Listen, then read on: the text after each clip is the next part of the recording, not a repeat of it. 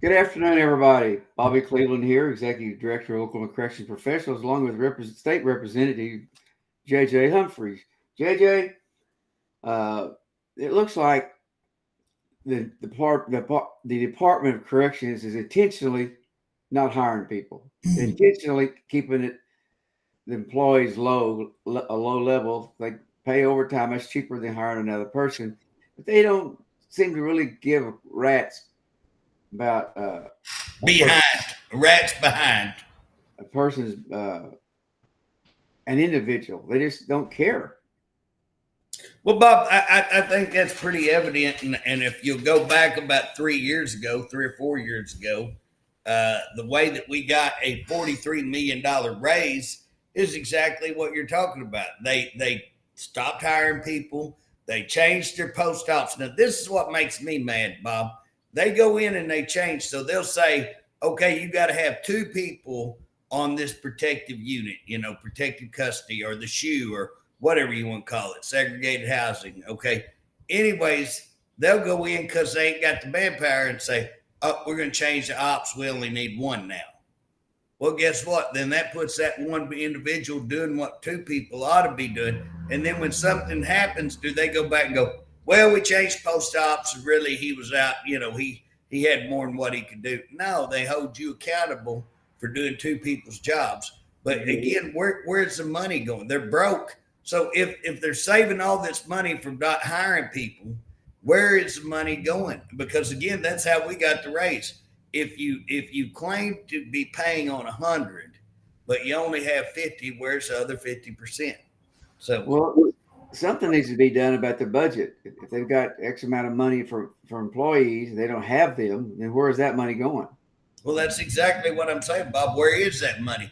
And again, here's what's funny, Bob. I just did a thing for a legal group talking about how many employees do they actually have. So right now they say, well, we need 1,500, but we have 1,200 correctional officers. Well, how in the world did you go from?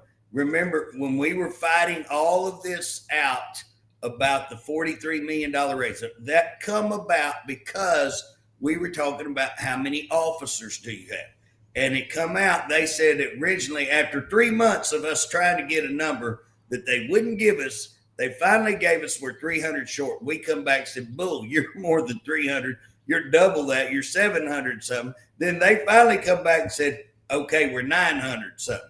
All right. And that's how we said, okay, then you got all this extra money, including probation officers. Now, here's what's funny. If you'll remember in a hearing, I had a hearing with Charles McCall and Trish Evers and the Department of Corrections director and everything else. And in that hearing, they told me 1,700 officers is what they should have. Then you remember they closed William S. Key. You remember when they closed Key and a bunch of the senators got mad and they had a hearing. And in that same hearing, they come out and said, we need 2,000 correctional officers. We require 2,000. That was 2 weeks later. So they went up 300. So it's hard to have confidence in their numbers. And I will tell you this, Bob, I had a lot more confidence in Director Crow. Night and day, I had 1,000% more confidence in Director Crow than I do in Director Harpe. Okay, no question. Now he went 300. Director Crow did 300 in that 2 week period. Okay, so and I'm saying that, Bob, to say at that time they didn't have Holdenville Prison. Holdenville Prison was a private prison. Now, how do you go from needing, let's take the lower number. He said 2,000, but let's take the lower number that they used in a private meeting with us, 1736 or 17 something. Okay. If they had to have 1,700, but they purchased a new prison, guess what? That means they got to have more than 1,700. That new prison has over 200 officers. You should have went up to at least 19 to 2,000 easy. Now they're claiming we only need 1,500. How does that work? You added a prison that requires 200, but you dropped another 200 down, and now you're saying that you're 1,200. Is that not insane? That is insane. Who knows? And that's what I was trying to explain to these guys. Who knows what they have? But at the end of the day, they are extremely. If you're at 1,200, when you ought to be at 19, probably more closer to 2, and you're at 12, you're 800 officers, and that's what they're reporting. And Bob, you know, if they're reporting that most likely they're below. Yeah. Well, the budget board, somebody on the budget board should be asking some questions about this. Bob, they never ask quick. They just whatever they tell them. Okay, that's fine. That's what. Yeah. And anybody that calls them out, like me and you have done, and dig down into that and find out, oh, you're a troublemaker. You're just troublemaker. And so, Bob, when we're talking, guys, when we got that $43 million raise, the lowest salary on correctional officers, and you got to put the whole package together. So you got to put the whole package. It was 55, I think, if you remember this, Bob, 55.4 million. Not me, 55.4 thousand per individual.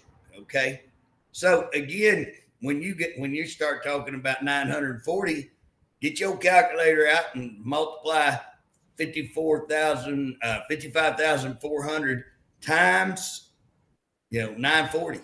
Turns in some money. And then we were talking about they did the same thing with probation officers. They did the same thing with nurses. Guess what? They were extremely short on those. And again, when you start adding all that up, Bob, when we recovered 43 million, we found way more money than that. It was like 80 million. And then they don't even act like, remember Loft was like, I think me and you went and met with Loft, didn't we? When that me and you went down there? Yeah. Gave them a bunch of illegal contracts, where's the rest of this? Okay, we're going to get a 43 million raise, but where's the rest of this 80-something million dollars going? And that's just what we found, Bob. That's what we found just doing what you're talking about.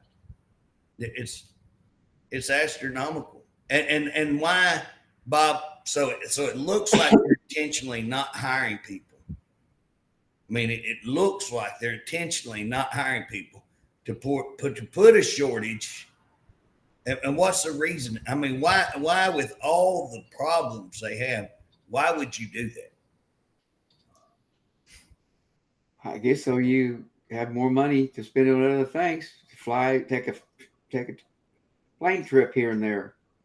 Well, Bob, here's where I'm at. It's one thing you're shorthanded, but you're firing people, man. They're firing people like you would not believe. I mean, they fired this guy this week. They call him up and they say, "Hey, you're going to be fired." And it's just unbelievable. And the excuse and the reasons don't even seem to line up. I mean, they've got it wrong on what they're even saying. This guy did wrong. They got another guy we've talked about on here. They fired and tried to file charges on for having a knife, bringing in a knife, little bitty knife. Got another guy, got a report on this week that OIG went down and did a raid and checked this guy's vehicle. Now, what are they doing checking the employee's vehicle? That seems, you know what I'm saying? Now, if you have a suspect, Bob, if you walk in and, man, you can't stand up and you smell like alcohol or you're talking crazy or whatever, well, guess what? Then we have a suspicion that you're doing drugs or alcohol. We go drug test you based off suspicion, and we're full within our rights to do that. Now, just to go out and willy-nilly start searching people's vehicles, what made them target this vehicle, or were they searching every vehicle? Why are you searching the employees' vehicles? And again, if you suspect one of them bringing in dope, go search it. I'm 1,000% for you. We're 1,000% no drugs, no weapons, no phones. We're down with that. But why would you go out and search that? And then, Bob, guess what? They find a gun in a locked car. Find a gun in a locked car. Guess what they're doing? Firing a guy. Firing the guy. And I don't know if they're trying to file charges on him or not, but they're trying to fire him. I don't know if they filed charges on him just for having it in his vehicle out in the parking lot. But Bob, you know, I mean, when the director knows, if I was OIG and I had suspicions that the director had carried a gun into death row, and now I find a gun in somebody's vehicle. And by the way, OIG, the director left a shotgun in his vehicle there and had inmates wash his vehicle. And a shotgun, I don't know if it's loaded. I think it's loaded. I won't swear. I can't even swear he did this. I mean, that's the report we've gotten numerous times, that he left a shotgun in his vehicle while inmates washed the vehicle, that he carried a gun into the prison. You know, all these are reports. Pretty certain he'd come out with the deal that he shot his own floor. Now, Bob, how do you do that? How do you carry a gun into an institution, leave a gun in a truck for inmates to wash it, and then turn around and allow a person to be fired for having a knife on them, you know, or you know, a gun in their vehicle? Tell me how that works. I don't know. It's you know what, when you fire somebody, you're not just firing that person, you're firing that whole family. It's dependent on them. And when you fire guys like that, but just willy-nilly reasons, it's like one guy got fired because he didn't get some officers relieved. They worked more than, I think, 20 hours, 25 hours. And they wasn't even his officers. He wasn't even his responsibility to do, but they did. And then a few weeks earlier, they had several officers that worked 24 straight hours, but the warden agreed with it, signed off on it. So Yeah, that's okay. But was okay. not. That's crazy. Warden does it's okay, but now captain does it, and it ain't even his. We're gonna fire you. Yeah, not even his responsibility to do that. Well, Bob, I honestly think, because we've seen, you know, I know a case here recently that makes me go, I think they are targeting people, or it looks like, let's say this, and I want to say me thinking that they are targeting people who have 20-year retirement who are close to their retirement. It looks like they're trying to prevent it looks like that from getting their retirement. And again, when you make up reasons, when you fire people who are just within, you know, not less than a year or around a year to get their retirement, who does that? And Bob, you're getting rid of all your experience with, and that's what, this is what blows my mind. They're astronomically shorthanded. Astronomically. We've already shown that. That's what we started with talking here. They are amazingly, incredibly shorthanded. We can show you where they're at least looks like 700 to 800 down. We know from past experience, if that's what they're showing, it's probably way, way worse than that. At least in our 4 years of trying to, or 5 years now, I don't know how long we've been doing this, but for the time that we've been doing it, would you not agree, Bob? They have always doctored the numbers. They've always played the numbers to their side. Would you not agree with that? Oh, I agree. So if that's the case, we can say, you know, it looks 7 to 8, but it's probably much, much more than that. And yet they're turning around and firing people for something you ought to have a write-up. They wrote a person up, Bob.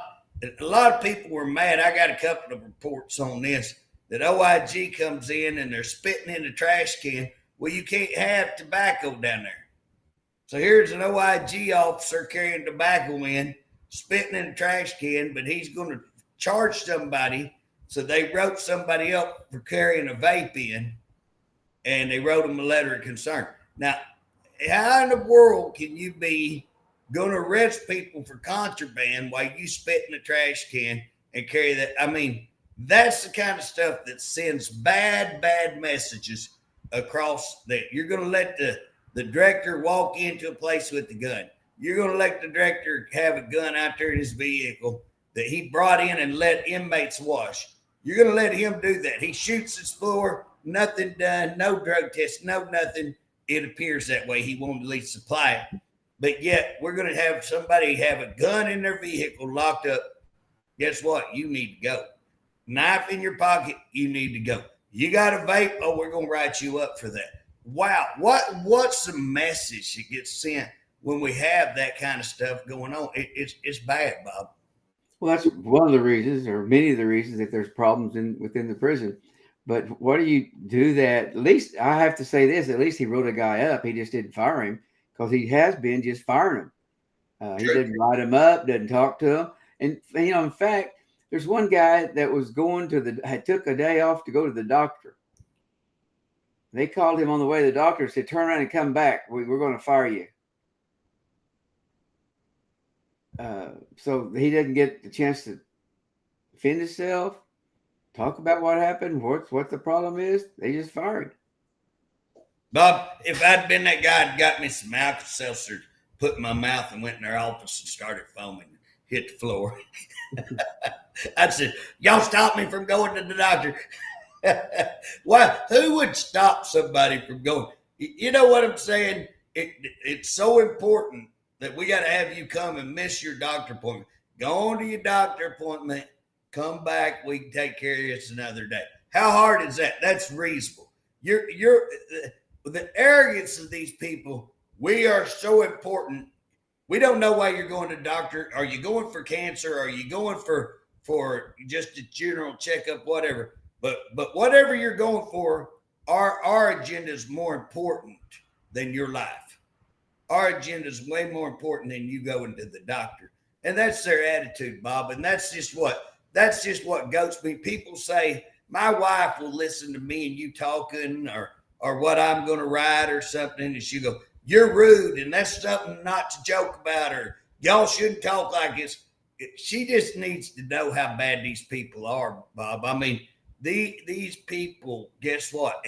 Yes, I shouldn't say some of the things that I do probably, but you know what I'm saying? People just got to know who it is we're talking about, that people who would do this kind of thing, just like what I've said.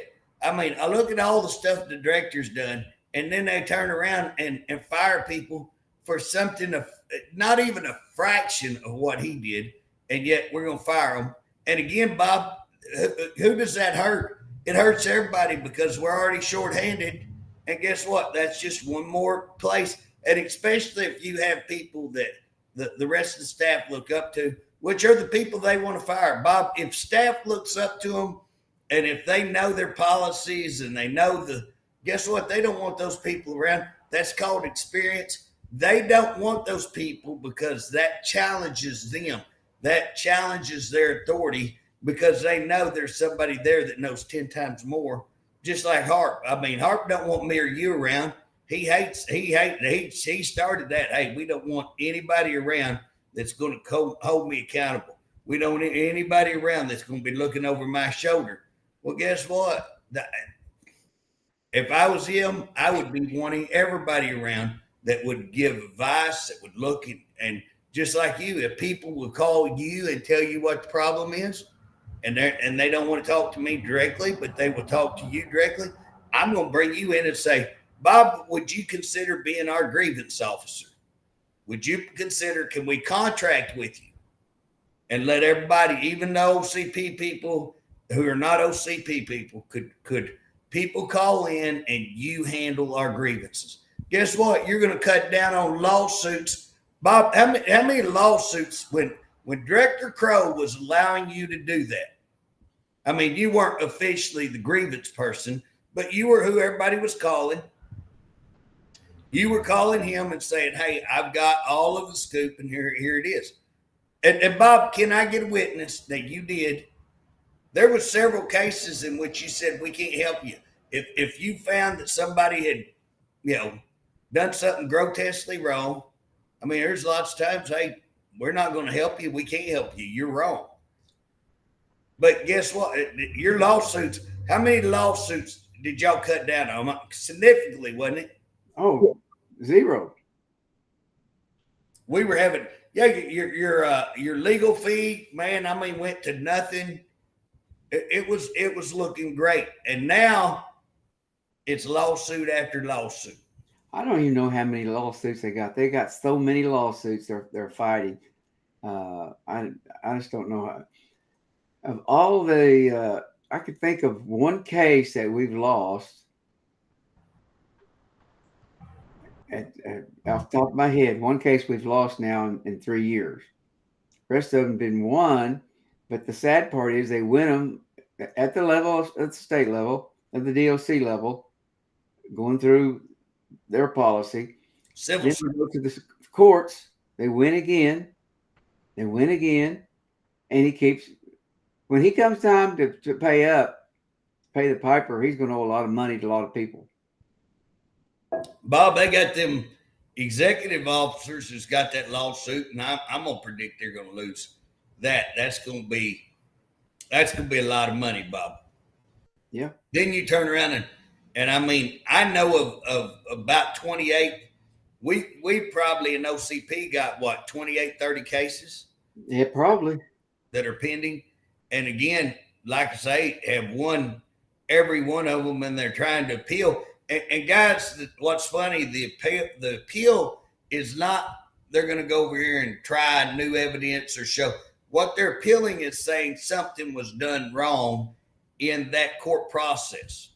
And again, they got no appeal. I mean, they might have one case where they might come back and say something. I do know there was one case we had where the judge rescinded it back to the civil service, which I was going, because of why? And again, the judge didn't find anything wrong. They just said there's nothing wrong, so y'all can go back to civil service. Well, you don't need to go back to civil service. You've done been to civil service. Civil service has already ruled for you. If you can't find nothing wrong, don't send us back and have another hearing. My gosh. Or let's not say my gosh. What do you say there, Bob? For Pete's sake. For Pete's sake. That's what you say. So yeah. I be John Brown. That's what you say. We're working on ways not to cuss. We're coming up with slogans, not to cuss. So anyways, Bob, it's just, we've got all kinds of things out there that are going through this process, and they just keep firing people for absolutely ignorant crap, ignorant. They don't even follow progressive discipline at all. They don't even try to. Yeah, they probably don't even know what progressive discipline is anymore. What is that? What are y'all talking about? Yeah. It's Bob, it's bad. It's as bad as I've ever seen it, and getting worse. Bob, one of the things that I'd mentioned today that we were going to talk about, that I really want to talk about, that I find just unbelievable. Bob, when I was in prison, man, they made an issue out of cleaning. If you were assigned, so I went to work in the kitchen. That was one of my first places that I had worked. Didn't really like the kitchen. We had a crazy kitchen. They were trying to steal from you all the time. You had to get people from bucking the line. But one of the things that you did was make sure that everybody was cleaning. You had a kitchen staff that did most of that, but we also helped. You were cleaning all the time, Bob. You had people cleaning, washing, bleach, man. We used, just buffing the floors.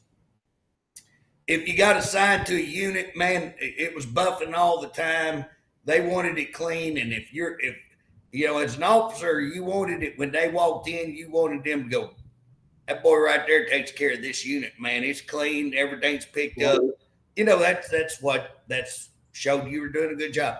Bob, I got pictures of a shower the other day at Allen Gamble. I got pictures of showers.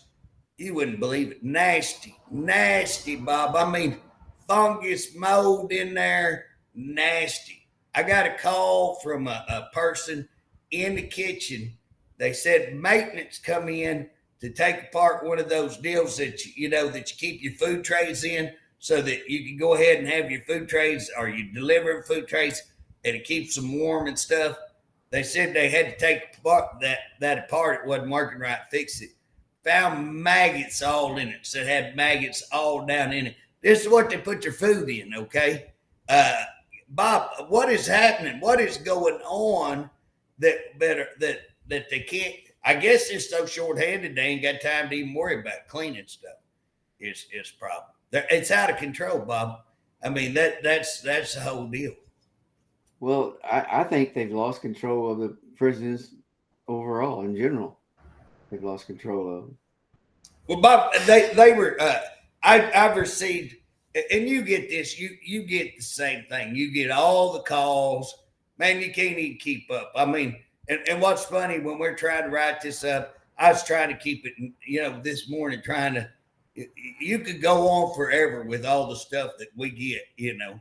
Yeah. But one of the things I got a couple of things that I do want to mention in line up with firing people and all the stuff we're talking about.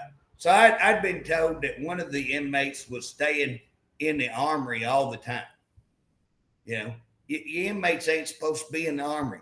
If the gun cabinet's unlocked, I was told they were unlocked. Bob, man, you don't let the inmates in where all the guns are at. You don't do that. That's what we call bad juju. That's seriously bad juju. Bob, they had one deputy warden I got a call sitting out on the property out there in his house on the property, sitting out on the porch drinking beer. Again, that's, you know what I'm saying? I understand you ain't supposed to have alcohol on the premises. I thought that was, you know what I'm saying? If you can't have a vape, you can't have all this other stuff. Can't have a knife. Can you carry beer in there? Can you sit out on the porch out there on the, you know, on the property and drink beer?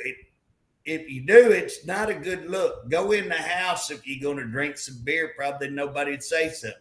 But my gosh, you're going to sit out there wherever, all, you know, that's not good, Bob.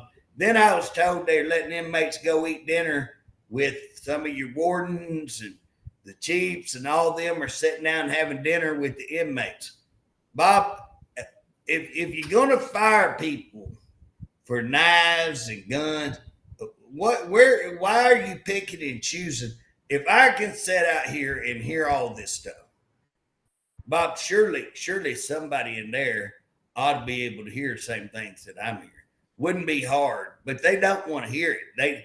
And the employees don't want to tell them because if they went telling on those people, guess what happened? They get fired. Yep.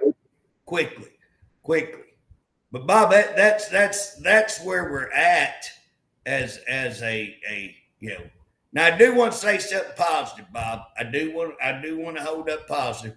OIG, you remember about 2 weeks ago when they did catch the guy with the knife, and we were saying, why are y'all targeting the employees and you ain't doing anything with the inmates? Well, they apparently went after the inmates. I saw a report somewhere. I was trying to find that this morning, Bob, where they had seized like over 500 phones. Then they'd seized 3,000 fentanyl pills or something. I think it's quite a few. 3 ounces of cocaine, I think, in there. Anyways, they'd gotten several knives and stuff like that, I think, off the yard. So kudos. You know, when you do a good job, we definitely want to say that's a great deal. And there needs to be more of that. That's what you ought to be. Quit looking at your employees unless you think that they are hauling dope in. If you have a reason to, then we back you. I back trying to keep drugs out of prisons and all this other. So we back you if you got, but just willy-nilly catching people with the little knife or going out there in there. Every week she tries to. Bob, we got to turn that phone down. But I don't know why the people want to call me at this time, and I can sit here for 3 hours, don't get a call. As soon as we get in here from 12 to 1, I get 10. So what about going on there with Dick Connors? Bob, let me ask you a question. How many times a year does Dick Connors have water problems? And how long is that with him? Bob, I can't remember. For as long as I've worked in this position, where I've been assigned to the prisons. Now they've taken me off all that down. They want to, but anyways, I've been assigned that, and ever since I've been assigned, I can tell you right now, we've had problems with water at Harmony, and which is Dick Connor. And now they had gotten 1.9 billion in ARPA money. And I know the prison had to get some of that money. What do they do with it, Bob? Why don't they fix the water? And why didn't, if Stephen Harpe is so good with the governor, why didn't he go in, and if he's so great with all the representatives and stuff, why don't he go in and say, hey, we need the money. They had the money to give all over the state to fix infrastructure, which would be into this water deal. If you got a prison there that you're constantly having these water issues, boiling, they have to boil their water and the inmates don't have it. Bob, I was told that they even run out of water at the canteen. So now they can get bottled water. Bob, I mean, what in the world? This is every time you turn around. And it'll last 2 to 3 weeks. And Bob, I don't understand this. You ought to have buffaloes. I think they got those water buffaloes, where they can go fill water up and come back and run. Well, wouldn't you think if I had water buffaloes, guess where they're going to be at? We're going to store them at Dick Connor. By gosh, that's where you use them all the time. Store them at Dick Connor and have them suckers ready to go, and you drive down the road, you get some water, you come back, you hook your system. You'd have it fixed up to where you could automatically do that. That's called like being a Boy Scout. That's being prepared. That's thinking ahead. I mean, how many times does it have to happen, Bob? Well, when you don't really care. Well, that's true, Bob. That's a good point. You make a fine point right there. That would have a whole lot to do with it, I think. But again, guess what? These are the kind of things that lead to problems at a prison. When you can't get no water, when you're drinking water out of the faucet that is not fit and it's making you sick, but what else choice do you have? Bob, that's where we're at. And it's unbelievable. Bob, another thing that that kind of brought up to me what I think is a big issue, and I mentioned this on here before, but Bob, I had a friend back, I don't know, several years ago, and he was a maintenance person, and he got cancer, and so he was having to go to MD Anderson. He's pretty sick. He ended up dying. But while he was going to MD Anderson, they had him over 2 or 3 prisons. And he had all their certifications, whether it be carpentry, plumbing, electric, all that. So he's signing off on all their jobs. Well, I'm watching them, seeing them sign off on jobs, but I know he ain't there. I know he's going to MD Anderson. I called down there and I said, hey, let me ask y'all a question. How are y'all signing off on all these jobs when he's gone?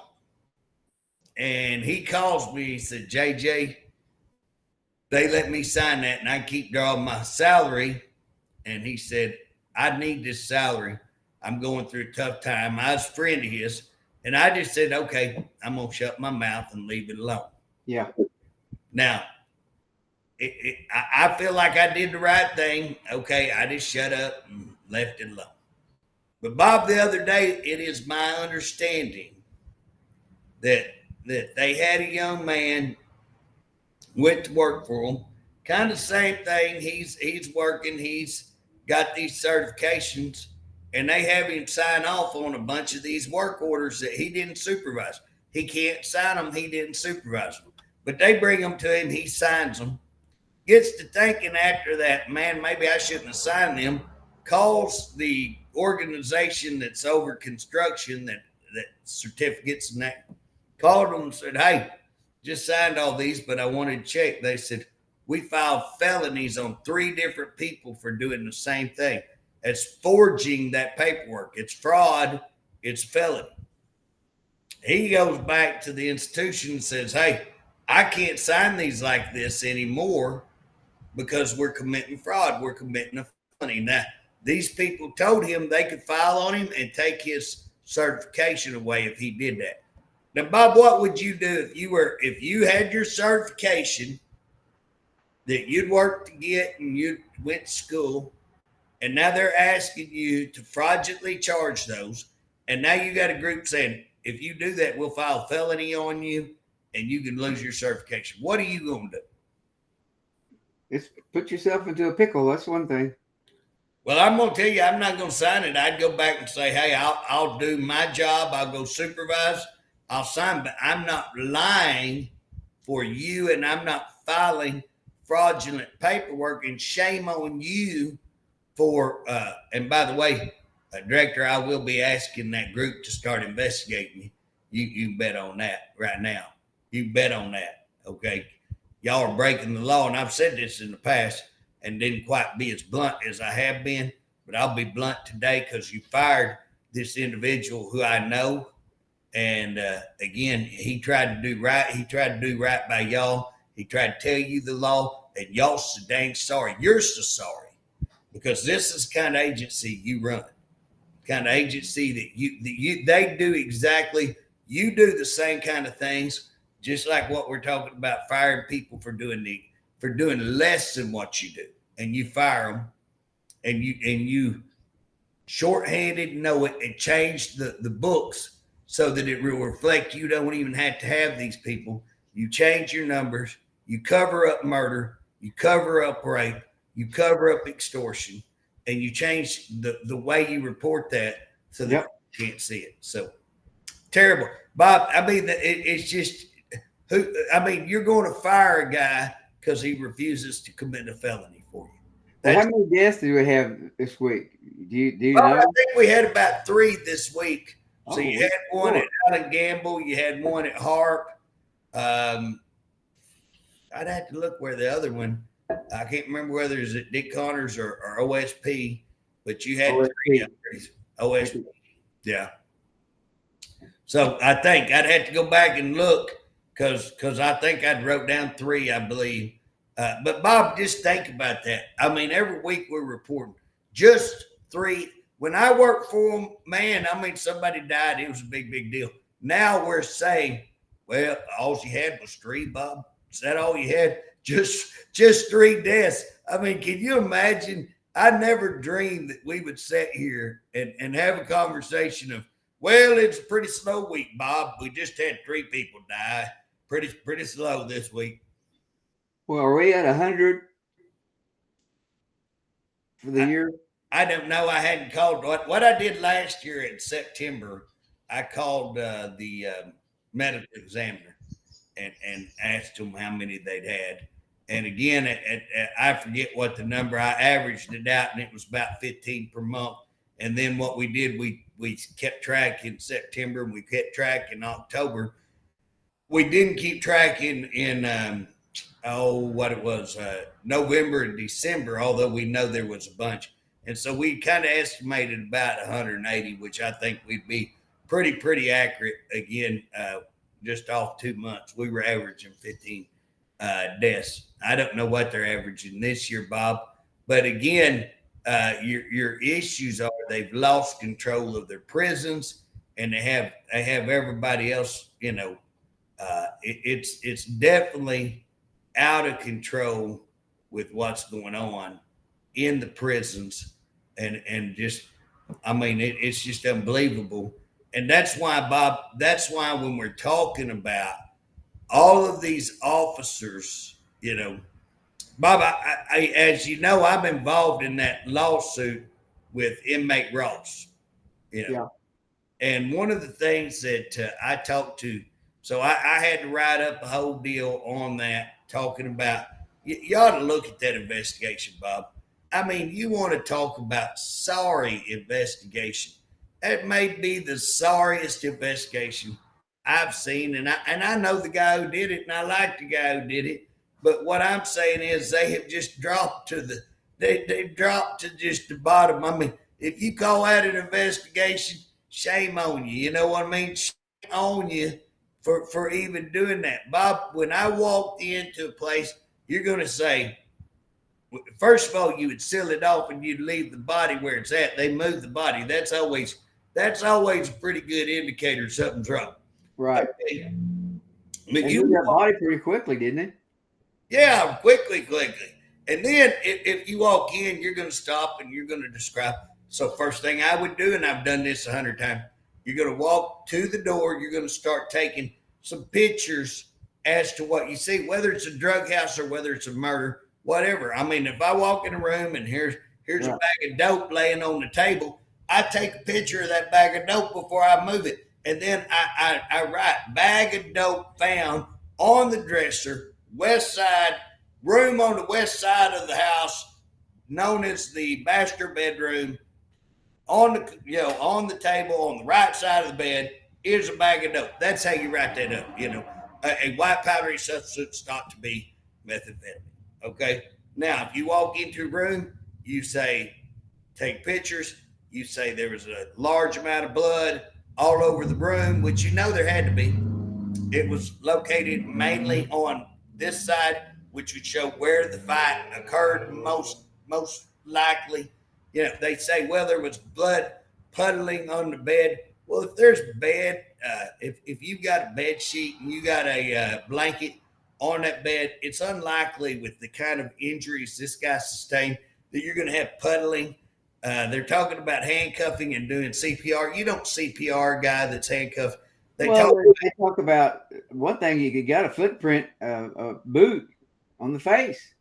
Well, the thing about it is he's got all over 36 lacerations. But those when you stab somebody, you gush blood. When you beat somebody, so if you've ever been cut on the head, you bleed. You've got a lot of blood vessels up in here. So if you get cut on your head, you'll bleed a lot, but it will run down your face. It'll run all over your body. You don't see puddling. Now, he had 36 lacerations, so it's possible there's more blood. But the type of lacerations and injuries that he sustained, you wouldn't think, and if there's some bedding on it, you wouldn't think puddling. So, again, just small things that I look at that go, that don't make sense. Well, besides all that, JJ, wasn't there a discrepancy on the time that he was to get out versus? Oh, absolutely. It looks like 100%. When they see it. But here's the thing, too. It gets me about these guys that get beat up like this. He's not the only one that's been beaten like this. It doesn't take. You don't do that in 5 minutes. Bob, he was found at 2:00. Found at 2:00. Okay. He was cold and stiff to the touch. I have been a first responder. In fact, I was a CPR instructor for the state. That's AM, right? Yeah. PM, no. He was found at 2 during the day, not AM. 2 during the day is my understanding. He was brought over there at night. Yeah. But here's the thing, Bob. You had to feed lunch. Now, if he's cold and stiff, he'd been dead several hours. Not for an hour or two. Several hours, he would have been dead. How do you go serve trays to 2 individuals? Because both you had to give trays to this one, you had to give trays to the other one. All right. How do you do that when he's dead? How about obviously you didn't do that. And they served breakfast. I would bet you that he was dead before breakfast. Like you say, he's dead way up in the middle of the night, Okay, so here's the deal. How did you serve breakfast? How did you do counts? How did you serve lunch? And yet nobody caught that this guy was dead. Then they say, well, the assailant, the person in the accused of the murder, had bruised knuckles, lightly bruised knuckles, I think is what they said, or some bruising on his knuckles may have been the way they worded it. But they said, but the nurse, I think they said, nurse, I'd have to get the report because I'm going off my memory. Nurse went and took this assailant to take a shower. Now, one, I don't think the nurse took him by herself. Surely they sent an officer with her to do this. Two, it's unlikely that a female nurse is going to strip a male off and take his clothes. Seems unlikely, but maybe, who knows. But again, why would your nurse be doing that when you should wait for your investigator to do that? It's a chain of custody. If you're going to take the clothes and you're having him strip off and take clothes, then you have him shower. Okay. Now, first of all, if you're doing a murder investigation, do you stop and go, well, I think so-and-so could use a shower now. You know, he just got through murdering somebody. He probably got sweaty when he was stomping him. He needs a good shower, you know. No, that's not what you do, Bob. You come in and you go, probably this guy's clothes are bloody, all blood soaked. And so you're going to allow him to, and you're going to collect those clothes for evidence. Now, the way you do that is the agent would go in, collect the clothes. He would take pictures of the guy to show those were the clothes, show him in those clothes. He would take the pictures. Then he would take the clothes and he would put them in a bag and he would say evidence, whatever, you know, and he put that seal where he signs it so that I receive this evidence. No chain of custody except my chain. You try to put as few people in that chain as you can. I collect the evidence. I seal the evidence. We take pictures of him, not only in clothes, but we take pictures of him before he showered so that we show how much blood he had on him. Then he's allowed to shower. You don't have the nurse take him up there, strip search him, or strip him and let him shower. That's bad. Right. That's the kind of stuff that we're talking about that is being done. And again, all of this seems to be just done nonchalant, covering up everything. And again, they weren't going to file charges on him. But Bob, the reason I brought that case up, one of the things that I'm trying to get these lawyers to see is the reason that you have all of these shoddy investigations. Because guess what? You're having so many murders. It's just like us sitting here talking, Bob. When we sit here and talk and say, well, we just had 3 murders this week. You know why? Because we become desensitized. We become a big deal. Had a guy cut it. You know, did you think we'd ever sit around and talk about and just nonchalantly, well, dude got his head cut off down there. You know, they put it in a plastic bag. Bob, was that at this place, or did they have 2 head cut off, or did they just have one? You know, do you ever think we'd be sitting around talking like that and just no big deal, you know? Yeah, another day. So, Bob, that's what's happening is these investigators, just another murder, just another no big deal. Nobody cares. Nobody's looking at this. That's why they do such a shoddy job. But here's the problem, Bob. The reason all of this, let's see if you can guess, what's the number one reason everything that we're talking about is occurring? Staffing shortage. You get the gold star, Bob. You win the gold star today. And that's what I'm trying to show is there's a correlation. When Harpe is saying, well, I wasn't down there, that's not my fault. No, it is his fault. Because guess what? All these people dying is his fault. And guess what? It doesn't even look like they're trying to fix the problem. Bob, you're very, very familiar with corrections. Now, wouldn't you say that you're probably one of the most knowledgeable? Wouldn't you say you try to keep up with what's happening in corrections? I'm sorry, say it again. I said, wouldn't you say that you try to keep up with what happens in corrections? Yeah. And probably more than your average citizen, and have tried to for quite some time. Right. Well, here's the deal. Most people would not correlate that the shortage will result in such significant. Right. Now, we have a Battles versus Anderson, which is a case that happened because of all the problems we had back in our history in corrections.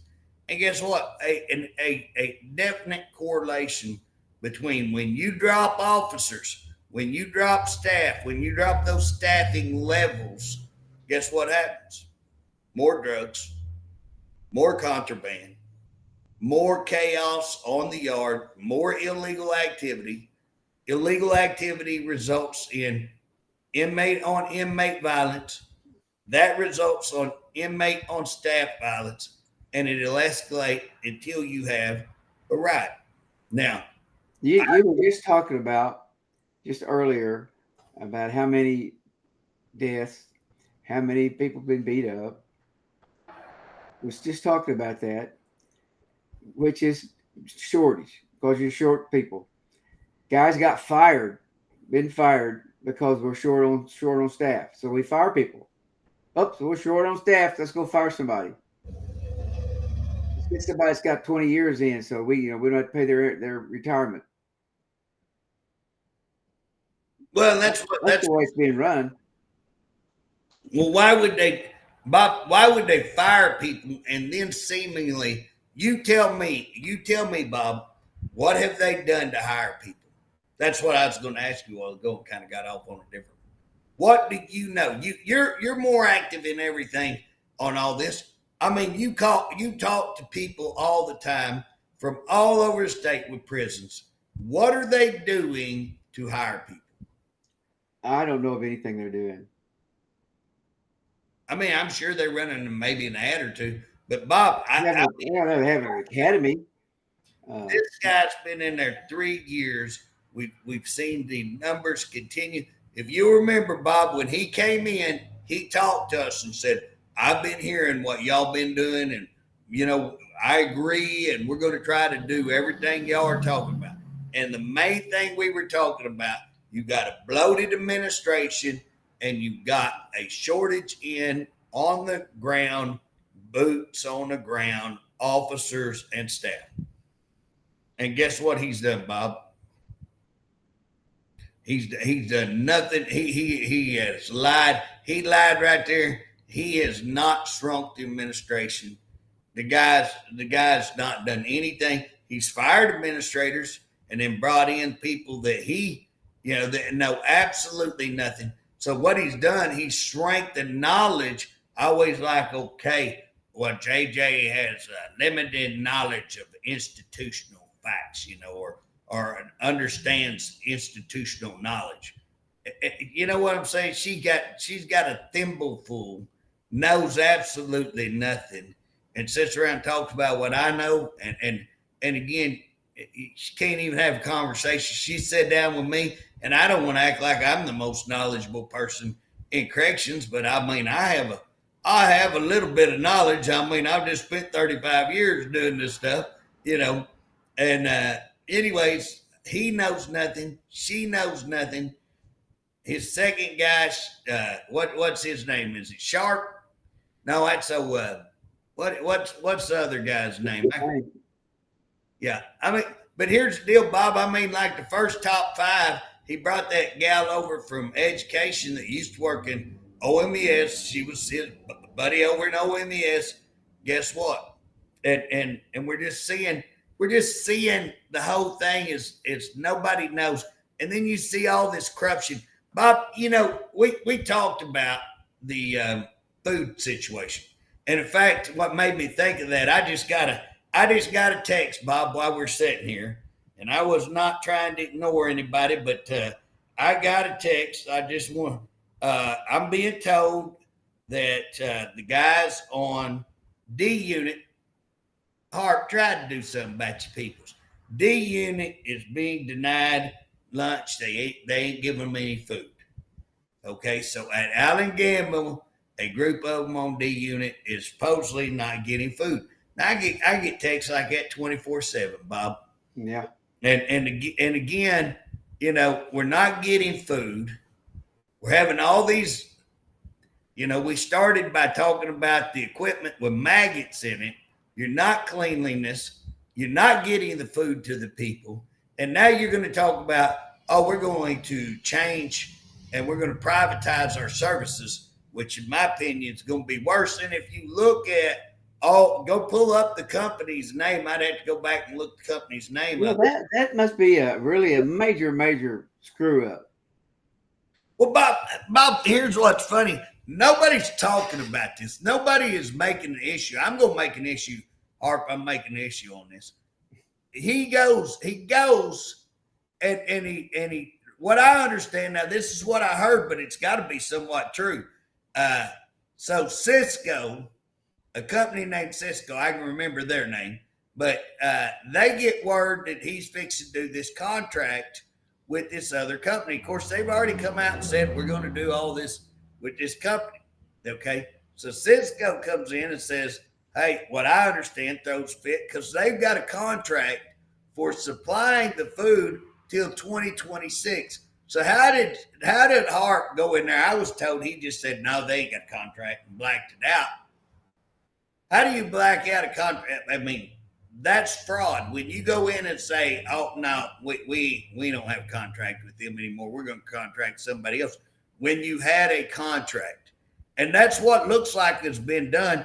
And OMES said, no, put a hold on that. So it's going to be a whole year. It'll be next year before he can do anything. So we're again, where we're at with all of these problems, Bob.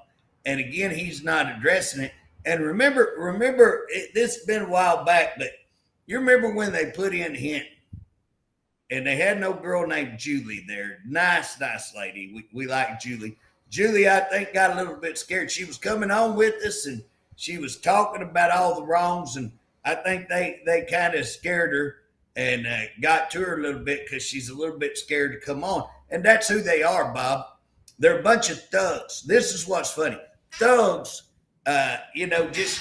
Just like the mafia or somebody who goes around scaring people, threatening people, calling their employers, keeping them from getting jobs or threatening them, whole 9 yards, or puts out a lot of false information. Bob, they'll put out false information. They've tried that with me and you, put out stuff that, that you're a bad guy, that I'm a bad guy, that I did all of this. Remember when Harpe did the all call? Is it called all call? Yeah. Yeah, all call. And he put that, you guys that work for him, y'all need to hear this. So Harpe, he does this all call and he comes out. Now, remember, he's never been around. I didn't know Harpe before 3 or 4 years ago. So, I mean, all I've known is what he's done. Okay, so he comes out and he says, I work for the Department of Corrections and that I was a terrible employee. So one, how would he know what kind of employee I was? I worked for the department 15, 16 years ago. So then he says that I had a terrible record that I never promoted. Well, guess what? I sent in an open records request to get my records to say, I want to know how many times I promoted. I want to see my promotion. Okay. Guess what, Bob? I promoted 5 times. Okay. Now, if I would have promoted any higher where I was at, I would have had to move. And I own property. I own cattle. My wife's got a good job. It would not, you couldn't give me enough to pay me to move. It wouldn't have been profitable. I make more money right where I'm at, and I was happy where I was at. So I never put in for another job. I promoted 5 times. JJ, we got about 1 minute. Well, Bob, what my point is that he lied about my record. He lies about anything. And why does he go out to that point and lies about all of this, lies about his employees, fires employees that are nothing. This guy is evil, Bob, is what I'm trying to say. And he's been destructive and he doesn't care who he ruins, is what I'm trying to say, Bob. It's just, I just can't believe. And I want the employees to know, hey, he lied on me openly, knowingly. When the record showed that I had 5 promotions, he went in there and told all y'all I'd never promoted. He flat out lied. Well, JJ, I thank you for coming on today. I thank you for everything that you do. And we'll see you, I guess I'll see you tomorrow. Hey, Bob, I do have one announcement I do want to make. Guys, the weather's getting hot. It's getting hot. And so if you have animals, don't leave those animals in the car and make sure you check on them, crack the window, leave the air conditioner going. Don't leave your animals unattended in the car. It could have bad consequence on your pet. Y'all always remember that. Thank you, JJ. You bet. Catch you later, Bob.